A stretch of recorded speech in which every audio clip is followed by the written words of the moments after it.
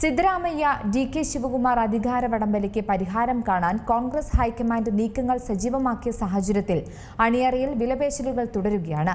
കഴിഞ്ഞ 3 വർഷമായി കർണാടക സർക്കാരിൽ നേതൃത്വ തർക്കം നിലനിൽക്കുന്നുണ്ട്.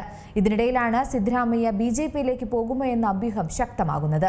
മുഖ്യമന്ത്രി സ്ഥാനം ഒഴിഞ്ഞുകൊടുക്കാൻ ഹൈക്കമാൻഡ് സമ്മർദ്ദം ചെലുത്തിയ സാഹചര്യത്തിൽ പാർട്ടിയിൽ തന്റെ സ്വാധീനം നിലനിർത്താൻ വേണ്ടി കടുത്ത നിബന്ധനകൾ കൂടിയാണ് മുഖ്യമന്ത്രി സിദ്ധരാമയ്യ മുന്നോട്ട് വച്ചിരിക്കുന്നത്. അദ്ദേഹത്തെ അനുകൂലിക്കുന്ന വിഭാഗവും ഈ ഒരു നിലപാടിനോട് ഒത്തു നിൽക്കുന്നുവെന്നാണ് മനസ്സിലാക്കേണ്ടത്. അത്തരത്തിലൊരു നിലപാടിനോട് അംഗീകരിച്ചില്ലെങ്കിൽ പാർട്ടിയോട് തന്നെ ഇടയുന്നതടക്കമുള്ള സാധ്യതകൾ ഒരുപക്ഷെ മുന്നോട്ട് വച്ചേക്കാമെന്നാണ് രാഷ്ട്രീയ നിരീക്ഷകരടക്കം നിരീക്ഷണം പങ്കുവയ്ക്കുന്നത്. ഡി.കെ. ശിവകുമാർ മുഖ്യമന്ത്രിയാകുമ്പോൾ സർക്കാരിന്റെ തലപ്പത്ത് ഒന്നിലധികം ഉപമുഖ്യമന്ത്രിമാർ വേണമെന്നാണ് സിദ്ധരാമയ്യ ആദ്യം പറഞ്ഞത്. അധികാരം പൂർണ്ണമായും ഡി.കെ. ശിവകുമാറിന്റെ കൈകളിലേക്ക് മാത്രം എത്താതിരിക്കാനും പാർട്ടിയിലെയും ഭരണത്തിലെയും സമവാക്യങ്ങൾ കാത്തുസൂക്ഷിക്കാൻ തനിക്ക് നിയന്ത്രിക്കാൻ വേണ്ടിയും ഇത് അനിവാര്യമായൊരു ഘടകമാണെന്നാണ് നിലവിൽ സിദ്ധരാമയ്യ വിശ്വസിക്കുന്നത്. ഇനി ശക്തമായ സമ്മർദ്ദം ഹൈക്കമാൻഡിന്റെ ഭാഗത്തു നിന്നുമുണ്ടായാൽ ഒരു ഉപമുഖ്യമന്ത്രി എന്ന വ്യവസ്ഥയ്ക്ക് ഒരുപക്ഷെ സമ്മതിച്ചേക്കും. എന്നാൽ ഒന്നിലധികം പേരെ അംഗീകരിക്കാനായി ഡി.കെ. ശിവകുമാറും തയ്യാറാകില്ല. കഴിഞ്ഞ ദിവസം സിദ്ധരാമയ്യയും ഉപമുഖ്യമന്ത്രി ഡി.കെ. ശിവകുമാറും ഹൈക്കമാൻഡുമായി കൂടിക്കാഴ്ച നടത്തിയിരുന്നു. ദേശീയ രാഷ്ട്രീയത്തിൽ സിദ്ധരാമയ്യയ്ക്ക് അർഹമായൊരു സ്ഥാനം കൊടുക്കാമെന്ന ഉറപ്പ് കൂടിയാണ് ഹൈക്കമാൻഡ് നൽകിയത്. രാജ്യസഭ വഴി അദ്ദേഹത്തെ ഡൽഹിയിലേക്ക് എത്തിക്കും എന്നാണ് ഉറപ്പ് കൊടുത്തിരിക്കുന്നത്. ഇനി സമ്മർദ്ദം കടുപ്പിച്ച്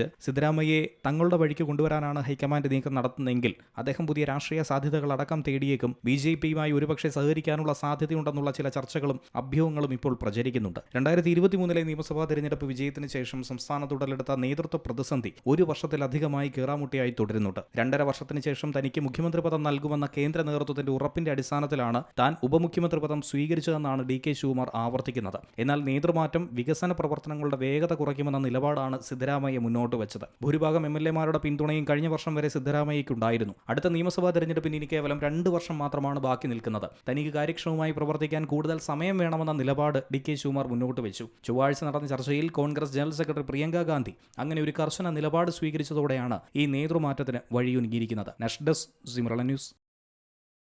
ഏറ്റവും പുതിയ വാർത്തകളും വിശേഷങ്ങളും വിരൽ തുമ്പിലറിയാൻ സി മലയാളം ന്യൂസ് എല്ലാ ഡിജിറ്റൽ പ്ലാറ്റ്ഫോമുകളിലും ലഭ്യം.